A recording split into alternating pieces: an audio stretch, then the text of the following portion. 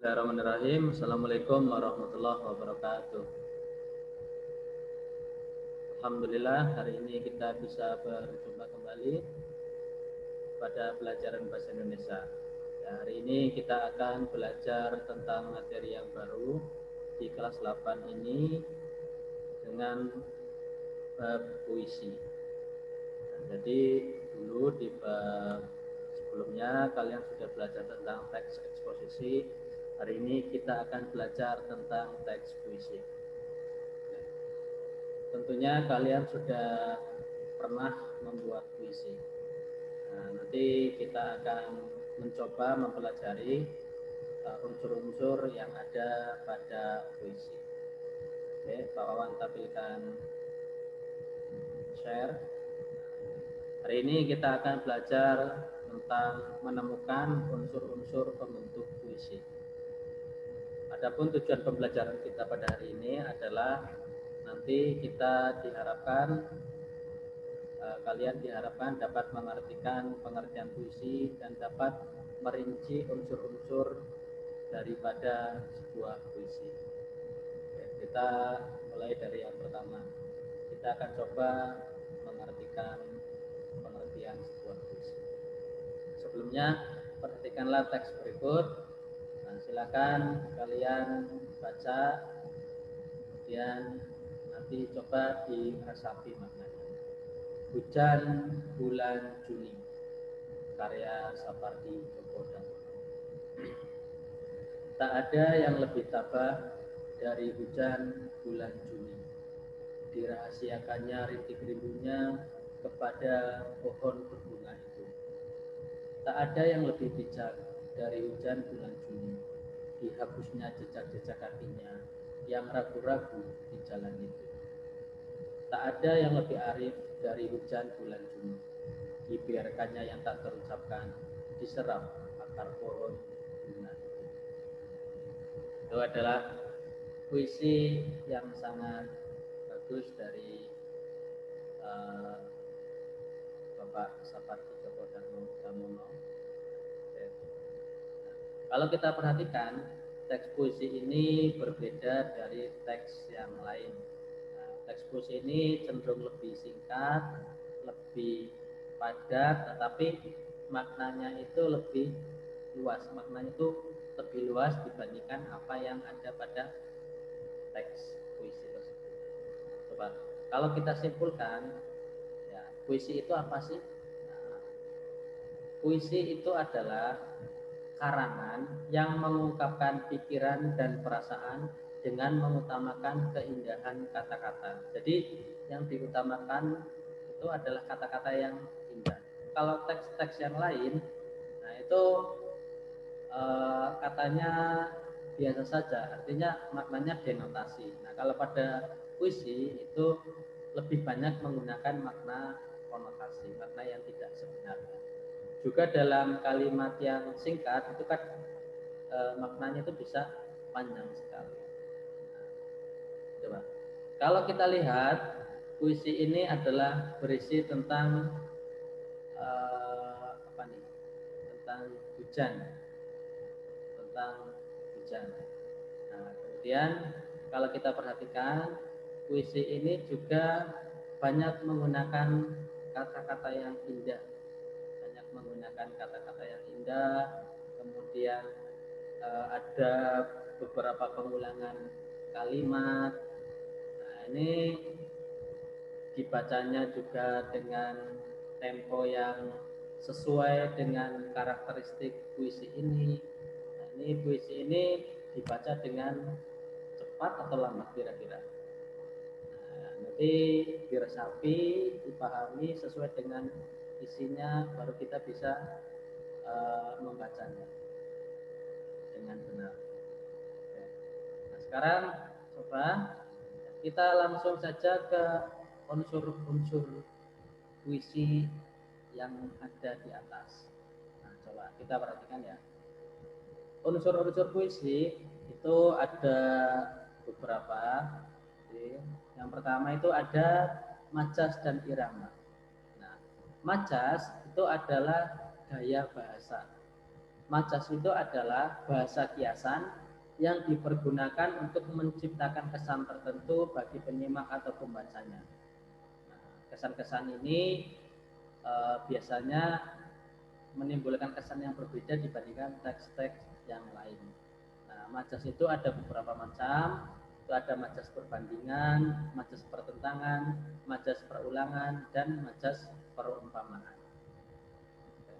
Dalam teks puisi, majas yang sering digunakan itu biasanya ada majas personifikasi, majas metafora, kemudian majas hiperbola, juga repetisi atau paralelisme itu sering sekali digunakan. Kemudian ada namanya irama atau musikalitas. Nah, irama ini adalah alunan bunyi yang teratur dan berulang-ulang. Kalian juga bisa lihat di buku paket halaman 128. Nah, di situ irama itu juga bisa diartikan sebagai alunan lagu. Alunan naik turunnya lagu itu juga bisa irama. Kemudian kalau kita perhatikan pada teks Hujan Bulan Juni ini ada dua majas yang sangat dominan, yaitu apa? Majas personifikasi. Majas personifikasi adalah majas yang membandingkan seolah-olah benda tidak bernyawa itu memiliki sifat seperti manusia. Nah, kita lihat pada teks puisinya. Tak ada yang lebih tabah dari hujan bulan Juni. Nah, kata tabah itu adalah sifat manusia, tetapi sifat ini dibandingkan dengan sifat hujan. Nah, ini namanya majas personifikasi. Juga tak ada yang lebih arif, tak ada yang lebih bijak. Nah, ini semuanya adalah majas personifikasi. Kenapa? Karena membandingkan benda mati atau bukan manusia tetapi seolah-olah bersifat seperti manusia. Oke, itu adalah majas personifikasi. Di samping itu juga ada majas paralelisme. Apa itu? Majas paralelisme adalah majas perulangan, yaitu majas yang mengulang kata-kata atau kalimat, mengulang kata-kata atau kalimat yang dianggap penting. Nah, itu adalah majas paralelisme. Nah, kalau pengertian di sini adalah majas adalah perulangan yang tersusun dalam baris yang berbeda. Artinya ada pengulangan frasa, kata ataupun klausa yang mana kedudukannya itu sebenarnya setara. Nah, kita lihat pada kalimat yang tadi. Tak ada yang lebih tabah. Kemudian diulang lagi, tak ada yang lebih bijak. Kemudian tak ada yang lebih arif. Pengurangan tak ada yang lebih, tak ada yang lebih, dan tak ada yang lebih ini namanya majas paralelisme, yaitu pengulangan kata atau beberapa kata tetapi kedudukannya setara. Itu namanya majas paralelisme. Kemudian di samping itu unsur puisi yang lain itu ada makna konotasi. Apa itu makna konotasi? Makna konotasi adalah makna yang tidak sebenarnya. Nah, jadi makna konotasi itu makna kiasan. Nah, jadi antara makna kata yang asli dengan makna kata puisi itu nanti akan berbeda. Nah, contohnya seperti apa? Contohnya seperti ini. Pada kata hujan, hujan makna denotasinya atau makna sebenarnya itu adalah air yang turun dari langit. Nah, tetapi kalau kita artikan sebagai makna konotasi, bisa saja hujan itu adalah nanti perbuatan baik. Kata rintik misalnya, rintik itu adalah titik percik air. Kalau makna tambahannya atau makna biasanya itu sesuatu yang kecil tetapi banyak. Berikutnya pada kata pohon berbunga. yaitu pohon yang memiliki bunga. Tetapi makna denotasinya, makna konotasinya itu bisa diartikan sebagai kehidupan yang baik atau yang menjanjikan. Nah, ini berikutnya ada jejak-jejak kaki, itu maknanya adalah tapak kaki. Nah, makna konotasinya itu bisa diartikan sebagai pengalaman hidup. Nah, berikutnya dengan kata-kata yang juga sama. Nah, dalam puisi itu banyak menggunakan makna konotasi. Oke. Nah, selanjutnya kita ke unsur yang lain yaitu kata-kata berlambang. Nah, kata berlambang atau simbol itu bisa diartikan sesuatu seperti gambar, tanda, ataupun kata yang menyatakan maksud tertentu. Misalnya rantai dan padi kapas dalam gambar Garuda Pancasila, tunas kelapa sebagai lambang pramuka. Nah, lambang-lambang itu memiliki arti. Misalnya pada kata rantai. Nah, pada kata rantai itu memiliki lambang atau memiliki makna yaitu sebagai persatuan yang utuh. Berikutnya misalkan pada padi atau kapas. Nah, padi itu kan bahan makanan pokok. Nah, padi itu bisa diartikan sebagai kemakmuran atau kesejahteraan. Sama dengan tunas kelapa. Nah, tunas kelapa. Nah, itu bisa diartikan sebagai generasi muda. Nah, itu seperti itu. Nah, dalam puisi itu ada kata berlambang. Nah, kata berlambang ini sebenarnya hampir sama dengan makna konotasi. Oke. Berikutnya yaitu ada pengimajinasian. Nah, apa itu pengimajinasian? Yaitu gambaran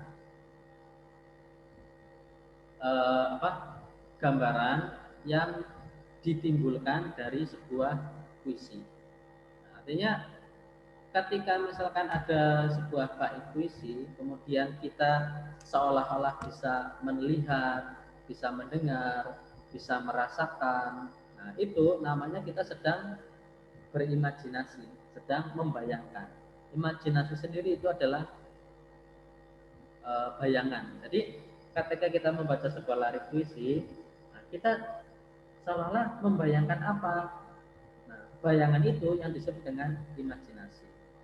Nih, misalkan pada kata ular bisa akan janggutku. Nah, ular bisa akan janggutku. Nah, seolah-olah kita bisa melihat ular. Nah, itu yang namanya imajinasi. Kemudian, nih, misalkan pada contoh pada imajinasi bunyi halilintar. Nah, berarti seolah-olah kita bisa mendengar bunyi halilintar.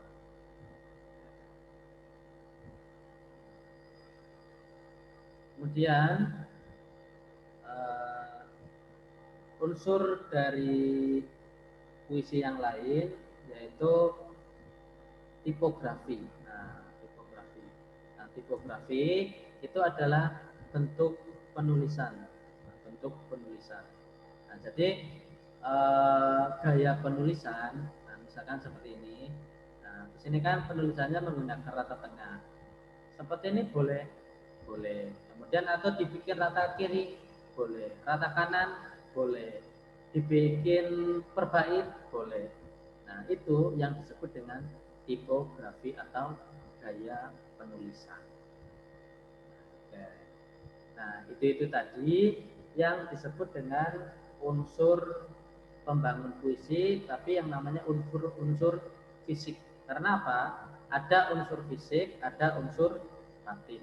Nah, unsur fisik itu unsur yang terlihat secara tampak mata sesuai dengan teks tersebut. Artinya ketika kita lihat, oh tahu, kita baca tahu. Nah, tapi kalau struktur batin itu kita tahu setelah kita mendalami maknanya. Nah, contoh unsur batin itu ada tema, ada perasaan, nada dan suasana, dan juga ada amanat. Kalian bisa lihat di buku paket kalian di halaman 129. Apa itu tema? Tema itu adalah ide pokok puisi. Jadi setelah kita baca, kira-kira temanya apa sih? Temanya adalah persahabatan, temanya adalah kasih sayang, temanya kerinduan, dan sebagainya. Kita tahunya dari mana? Setelah kita memahami, menggunakan perasaan kita untuk memahami. Nah, namanya saja unsur batin, berarti batin kita di sini adalah yang bermain. Kemudian perasaan. Nah, tadi yang pertama tema, kemudian perasaan. Kira-kira apa sih perasaan yang timbul ketika penulis menuliskan puisi tersebut? Sedih, gembira, senang. Nah, perasaan ini yang nanti membentuk suasana. Jadi ketika si penulis itu menulis dengan suasana sedih, otomatis suasana puisi yang dihasilkan adalah suasana kesedihan. Kemudian ada yang keempat namanya nada. Nada adalah sikap penyair kepada pembaca puisi. Jadi si penyair ini seolah-olah memberi nasihat atau misalkan mengejek, kemudian ataupun menggurui, menyindir dan sebagainya. Itu yang disebut dengan nada. Jadi nada ini berbeda dengan irama pada puisi. Kalau irama tadi adalah permainan bunyi, kemudian kalau alunan bunyi, irama. Nah, kalau nada di sini artinya adalah sikap penyair terhadap pembaca. Nah, unsur batin yang terakhir yaitu ada yang namanya amanat. Apa itu amanat? Amanat adalah pesan yang disampaikan puisi kepada pembaca. Nah, itu adalah amanat. Nah, itu materinya di buku paket ada di halaman 128 dan 129. Nah, juga di halaman 130 dan 131 di situ juga ada. Nah, bisa kalian pelajari, bisa kalian dalami, materinya ada di situ. Oke, terima kasih. Itu saja yang bisa Pak Om sampaikan. Assalamualaikum warahmatullahi wabarakatuh.